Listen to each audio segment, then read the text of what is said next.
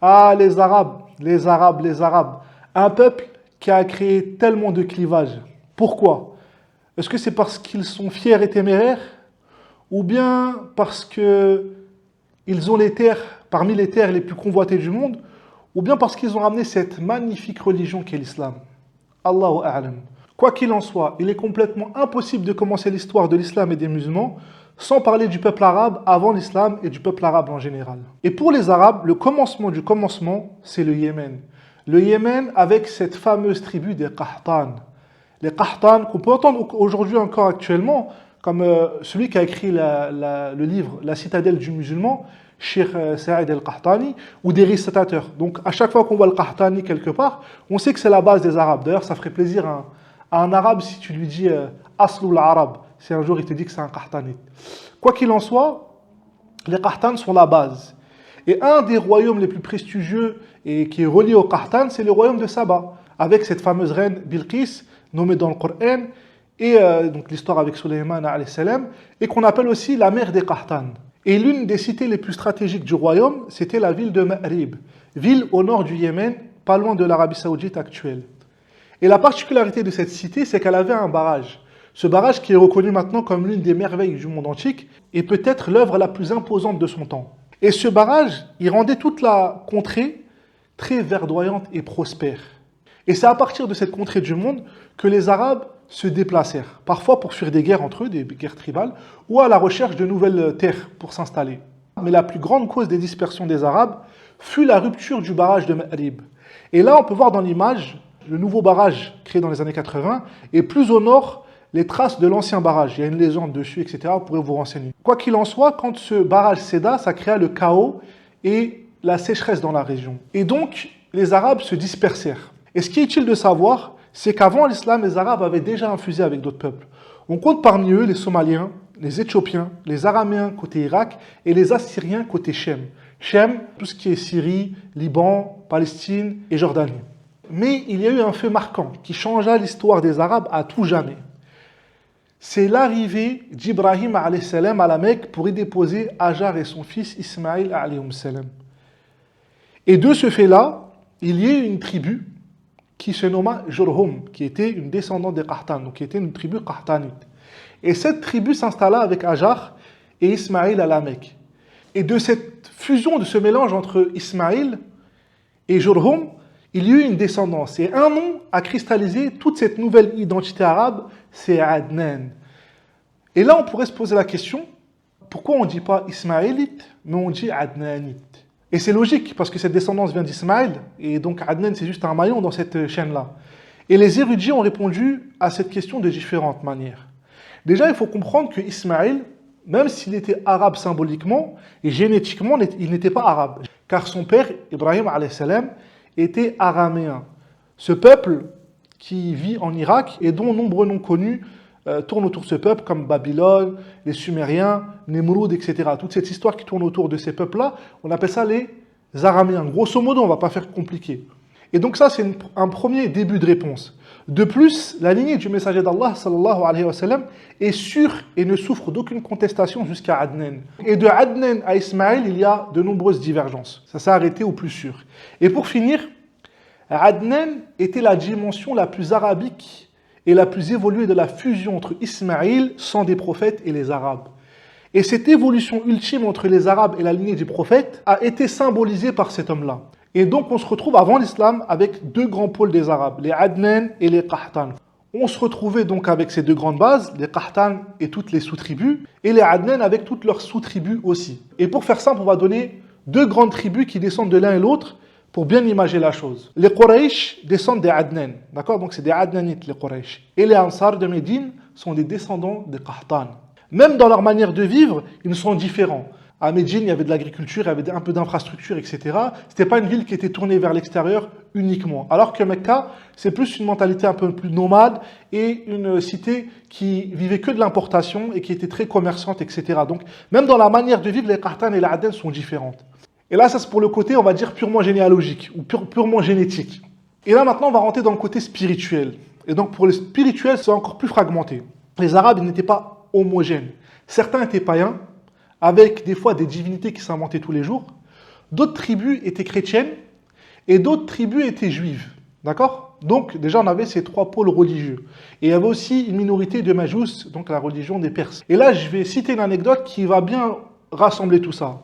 Allah Azza wa Jal dans le Coran nous parle de Ashabul Ukhdud, les gens du fossé. Et cette histoire, il s'agit d'une tribu yéménite, juive, qui a allumé un grand brasier, donc qui creusa un trou et alluma un grand brasier pour exterminer les chrétiens arabes. Donc ils avaient jeté dans le brasier hommes, femmes, enfants, et c'était tous des chrétiens, parce que les juifs à ce moment-là voyaient l'expansion de la chrétienté dans la région du Yémen, et n'ont pas aimé cela. Et pas de bol pour eux, il y avait un grand empire chrétien, qu'on appelle le royaume d'Aksum, et ce qui est connu, c'est les Négus d'Éthiopie, qui a entendu ce fait-là, et cet affront, et il a voulu punir cette tribu juive. Donc il a envoyé une délégation de milliers d'hommes pour punir ce châtiment qu'ils avaient fait aux chrétiens. Et dans cette délégation se trouva ce fameux Abraha. Et donc quand ces Éthiopiens sont rentrés au Yémen, le Yémen est devenu une région éthiopienne, on va dire, une région dépendante du gouvernement d'Aksum, de l'empire d'Aksum. Et quand ils s'installèrent là-bas, Abraha, celui qui est l'acteur principal dans l'épisode de l'éléphant, entendu que les Arabes avaient un engouement pour la Kaaba, et celui-là qui était Mecca. Et cela l'énervait au plus haut point.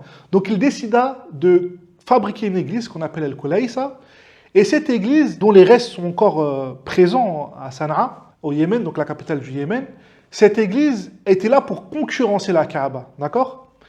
Et un enfant des Arabes, donc là, c'est là où on voit la témérité des Arabes, un enfant des Bani Kinana, qui avait entendu cette action de vouloir concurrencer la Kaaba, décida de lui porter ou de l'humilier, entre parenthèses. Donc il s'introduit dans cette église et il posa une belle défection, si je puis dire.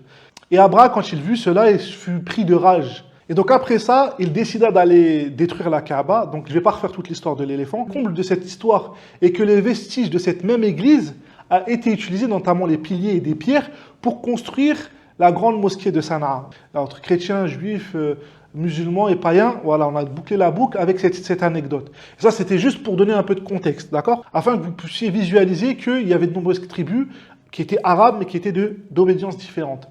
Donc pour faire une synthèse simple, on avait avant l'islam une multitude de tribus arabes, dont la base est la branche des Qahtan. Puis un deuxième type d'arabes s'est créé, les Adnan. Avec le temps, toutes ces tribus ont eu des influences différentes.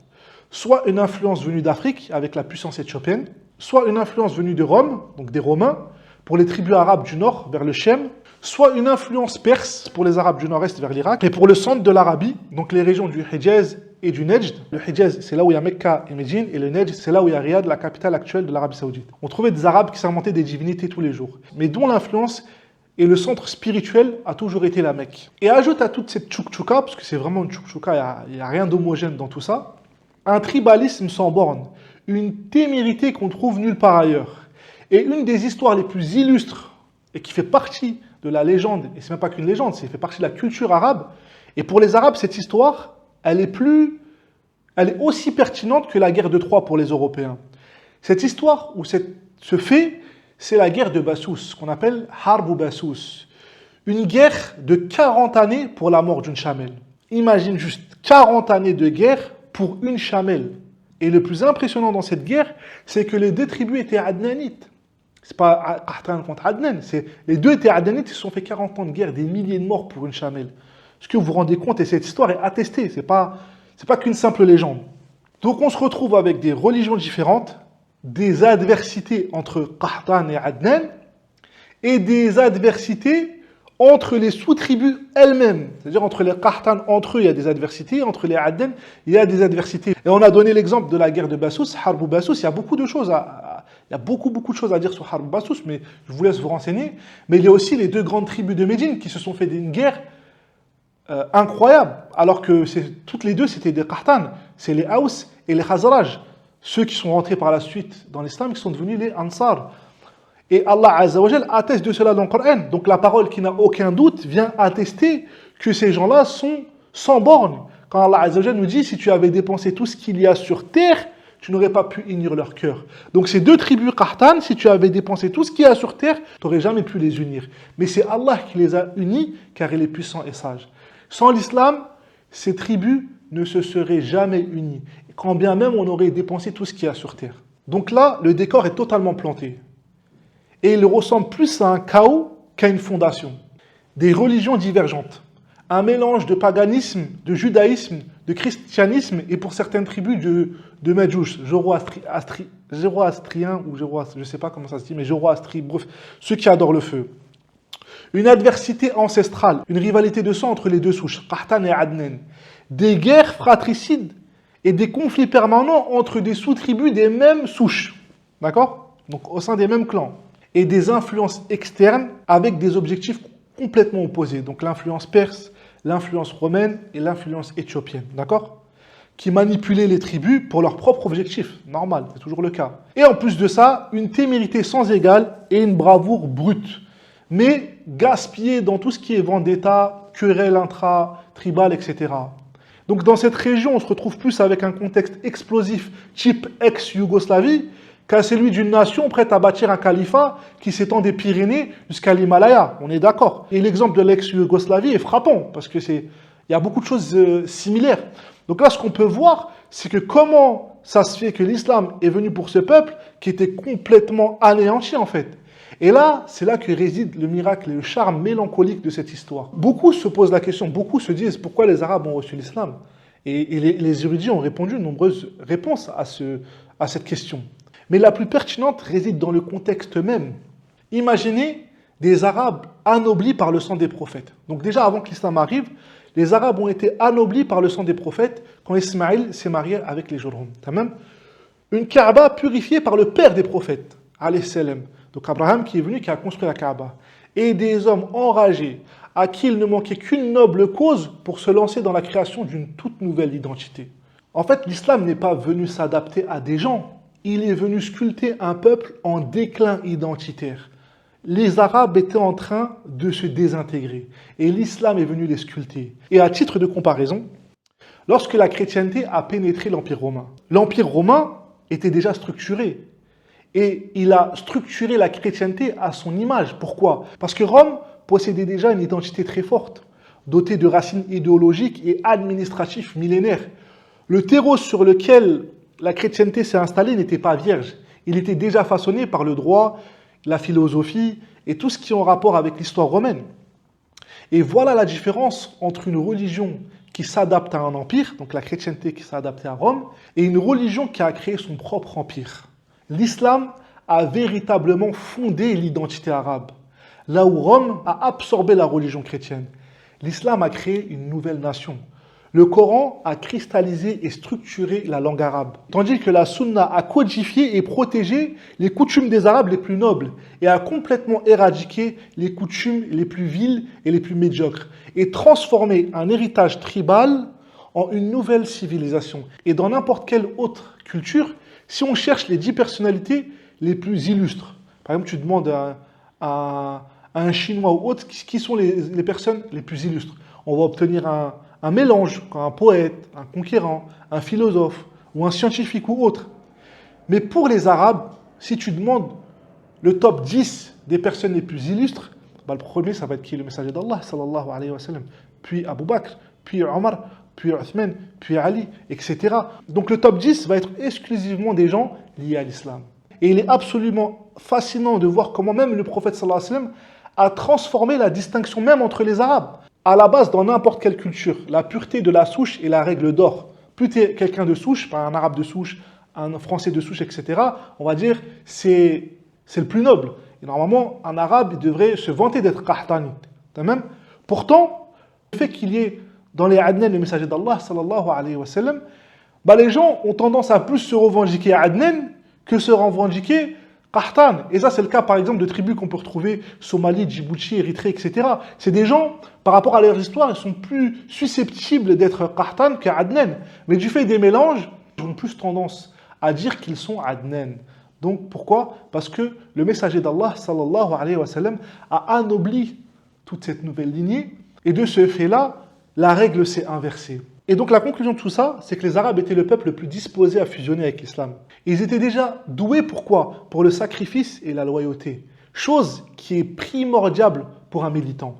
Et donc, il leur manquait qu'une raison d'être pour transformer toute cette force et cette énergie tribale en une puissance spirituelle. L'islam n'a pas seulement changé leurs croyances, il leur a donné une direction à toute leur énergie. Et là, pour finir, Inch'Allah, on va donner, comme ça, là, je donne une dimension un peu plus actuelle sur cette histoire d'Arabe. On va donner quelques dirigeants adnanites et quelques dirigeants qahtan. Et on verra qu'à travers le temps, la lignée a toujours eu de l'importance. Et même jusqu'à présent, en vérité, la lignée a de l'importance. Et là, je veux bien dire, et je vais être clair, la généalogie n'a rien à voir avec la piété. On peut descendre du messager d'Allah et ne pas être pieux, et ne même pas être musulman. Donc ce qu'on veut dire là, on va parler de purement généalogique, pas autre chose. Barakallahu fikum.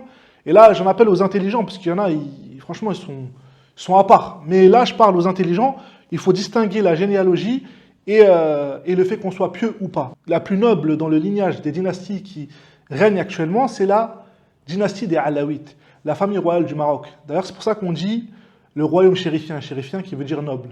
Et là, il ne faut pas confondre avec les Alaouites de Syrie ou de Turquie. En fait, Alaouite, c'est un terme qui se rattache à Ali, radiallahu anhu. Tamam. Donc ce terme-là, il est pour la famille régnante au Maroc un terme généalogique. Donc c'est des Alaouites, c'est des descendants de Ali. Tamam. Et il n'y a pas de divergence là-dessus. Ce sont vraiment des descendants des Quraysh et du messager d'Allah sallallahu alayhi wa sallam à travers Ali. D'accord? On appelle ça Ahlul Bayt. Et les Alaouites de Syrie et de Turquie s'autoproclament spirituellement de Ali. Mais ça n'a rien à voir avec la généalogie. C'est purement spirituel. D'ailleurs, c'est de la fausseté. Ils s'autoproclament eux-mêmes. Parce que les ulama les ont complètement sortis de l'islam. C'est des gens, bon, bref, on ne va pas parler d'eux, mais en tout cas, ils s'autoproclament Alaouites. D'accord? Donc, spirituellement reliés à Ali. Alors que la famille chérifienne au Maroc est généalogiquement, ou génétiquement, si on peut dire, reliée à Ali. D'accord? Donc eux, ce sont des Adnanites et ils font partie de la descendance de Ahlul Bayt. Puis en deuxième, on a la dynastie régnante Athani, la famille régnante au Qatar. Alors eux, subhanallah, ils descendent des Banu Tamim. Les Banu Tamim, c'est une tribu que le prophète sallallahu alayhi wa sallam, il aimait beaucoup. C'est une tribu, il y a beaucoup de hadiths sur eux. C'est une tribu qui est rentrée dans l'islam via l'éloquence, via le débat. Il n'y a pas eu de guerre. Alhamdulillah, c'est beau, toutes les paroles du messager d'Allah sallallahu alayhi wa sallam qui concernent les Banu Tamim, c'est d'une beauté. Et donc, la famille régnante au Qatar, ils descendent de cette tribu-là. Et il y a aussi un homme très connu qui descend des Banu Tamim, qui est Mohammed ibn Abdel Wahhab, rahimallah, qui est le revivificateur de l'Arabie moderne. Tamam. Et puis le troisième, c'est la famille Al-Saoud, qui descend aussi des Ansar. Là, je ne parle pas de Quraysh, etc. J'ai juste que c'est des Adnan, d'accord? Que ce soit les Banu Tamim, c'est des Adnan, et les Saoud, c'est des Adnan, qui eux descendent des Banu Hanifa. Bon, eux, il y a eu des guerres avec le prophète sallallahu alayhi wa sallam, bref. Mais en tout cas, ce sont des descendants des Adnan. Donc les Al-Saoud sont des Adnan, d'accord? Donc on a Al-Saoud, Al-Thani, et la famille régnante du Maroc, donc les Alawites, qui sont tous des Adnan, d'accord? Et pour le côté Qahtan, donc pour les Qahtan, on a la famille régnante au sultanat de Oman, donc c'est des Boussaïd, je crois, c'est ça, Boussaïd. Eux, c'est des descendants de Qahtan, d'accord? La dynastie Al-Saïd. Donc les Boussaïd sont directement des descendants des Qahtan, d'accord? Donc c'est, on va dire, Aslul Arab. Et puis on a la famille ou la dynastie des Nahyan, la plupart des dirigeants aux Émirats Arabes Unis, qui eux aussi sont des Qahtan, donc c'est une branche descendante des Qahtan. Voilà pour le côté un peu actuel, et ça a toujours eu une importance parce qu'à travers le temps, le fait d'être d'une généalogie qui vient du prophète sallallahu alayhi wa sallam ou qui vient de certaines tribus arabes, bah, ça a donné une préférence pour la gouvernance. Et après, on en a d'autres, des Adnan. On a plus de Adnan qui gouvernent que de Qahtan. Et pour finir, on va dire le fun fact, la petite info intéressante, c'est qu'avant les années 80, si tu venais du monde arabe, donc que ce soit le Maroc, l'Algérie, la Syrie, l'Irak, etc., on reparlera de ça plus tard, parce que berbère, arabe, bref. Mais en tout cas, si tu venais de la Mauritanie, du Soudan, du nord du Mali ou autres, tous ces pays où il y a des dynasties arabes qui se sont installées, et que si tu arrivais à prouver que tu viens d'une tribu, que ce soit Quraysh, Banu Tamim, Banu Hanifa, si tu arrivais à prouver généalogiquement que tu venais d'une de ces tribus, et de plein d'autres, qui étaient, on va dire, des tribus nobles arabes, eh ben, tu pouvais avoir la nationalité saoudienne. Et malheureusement, ça a été arrêté, enfin malheureusement, heureusement, je ne sais pas, mais ça a été arrêté dans les années 80 parce que avec le temps, bah, si tu étais saoudien, tu avais le droit à des prestations sociales ou des prestations sociales. D'accord? Donc, les gens s'inventaient des vies pour être saoudiens, pour avoir les prestations. Et donc, on a eu plein Moi, je raconte ça parce que j'ai vécu au Maroc. Et au Maroc, il y en avait plein qui utilisaient, me racontaient des anecdotes où des gens créaient une généalogie d'un compagnon Ils payaient l'awqaf, etc. Et donc ils allaient en Arabie Saoudite et ils disaient que voilà, je suis un descendant de compagnon et devenez saoudien. Mais à force, bon, ça s'est vu et ils ont arrêté toute cette règle-là. Donc voilà, c'est une anecdote intéressante. Et n'hésitez pas à partager, pouce bleu, etc. Ça fait toujours plaisir. Donc voilà, barakallahu fikum, wassalamu alaikum wa rahmatullahi wa barakatuh.